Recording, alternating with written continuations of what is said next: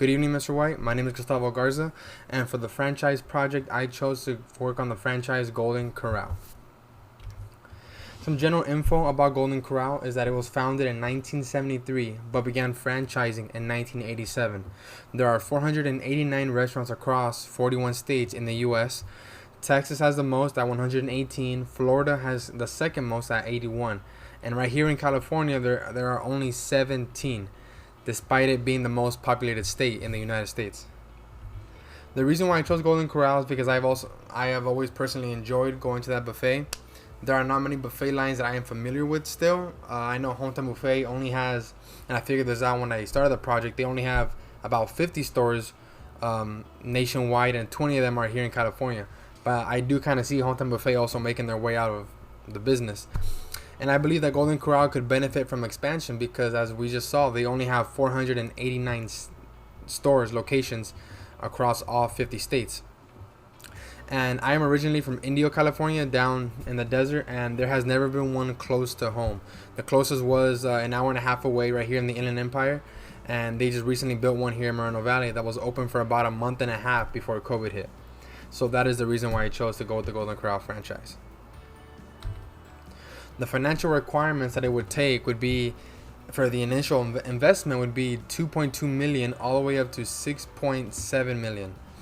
The net worth requirement of the future franchisee needs to be at least $2.5 million, and you need at least a $500,000 liquid cash requirement. The initial franchise fee is $50,000. The ongoing royalty fee is 4% monthly of all the gross profits, and the advertising royalty fee is 2.4% of the gross paid annually. Now, what comes included in the advertising fee?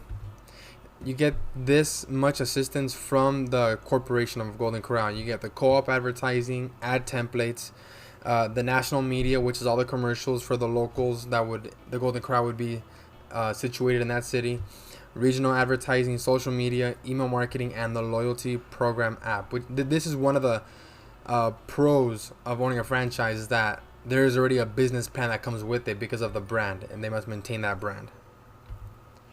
The required training is on the job would be 665 hours, 8.5 hours of classroom training.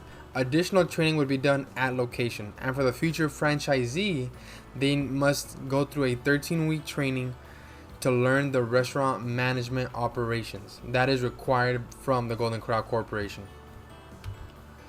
And like I said, one of the pros is that the franchises come with a ready-made business plan, because whenever you walk into a Golden Corral, you expect a certain service, a certain aesthetic, a certain menu and feel to the restaurant that comes with the brand. Starting a franchise can make it easier to secure financing as well, because the brand is secured and people know about that brand. Franchises are less risky than independent businesses because they are already well established, especially this buffet line having almost 500 stores across the US. And it is easier to get advice about a franchise because there are already other restaurants that are greatly franchised. I believe one of the top ones was Dunkin' Donuts and McDonald's. So if you are well connected, you can always ask advice about how they're doing and then bring it back home to the franchise that you want to pursue.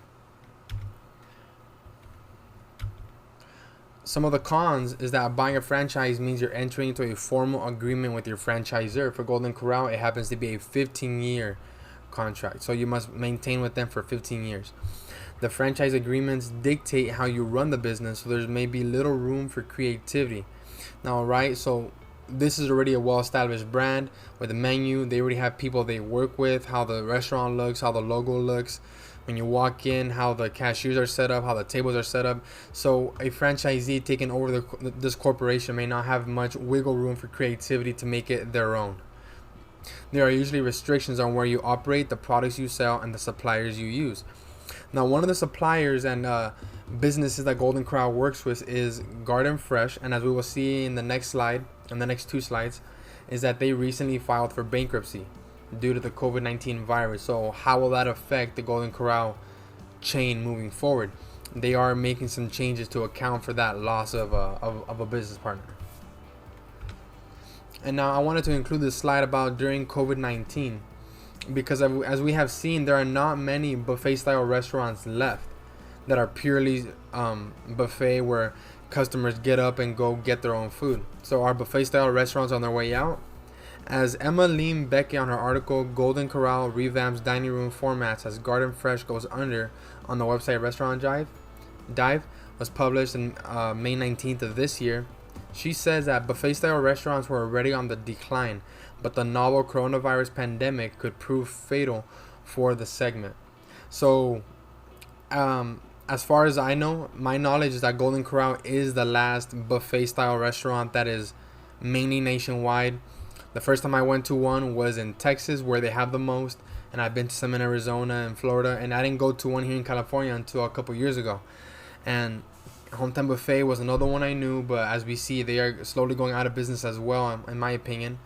And we don't see as much. Golden Corral is not as expanded across the nation as Golden Corral is. And we can see that this might be the beginning of the end for the buffet style corporations, because Suplantation, which is another buffet style restaurant where you would walk up and they had soups and many salads and sandwiches, they filed for bankruptcy and closed for good in May of this year as well. Now, could that be the first of many dominoes to fall? I guess we gotta wait and see how the restaurant industry and the buffet style industry pulls out of the COVID-19 virus. And that is it. And here are some of the links that I used to help me on this presentation. Have a very good day, and I hope you liked it.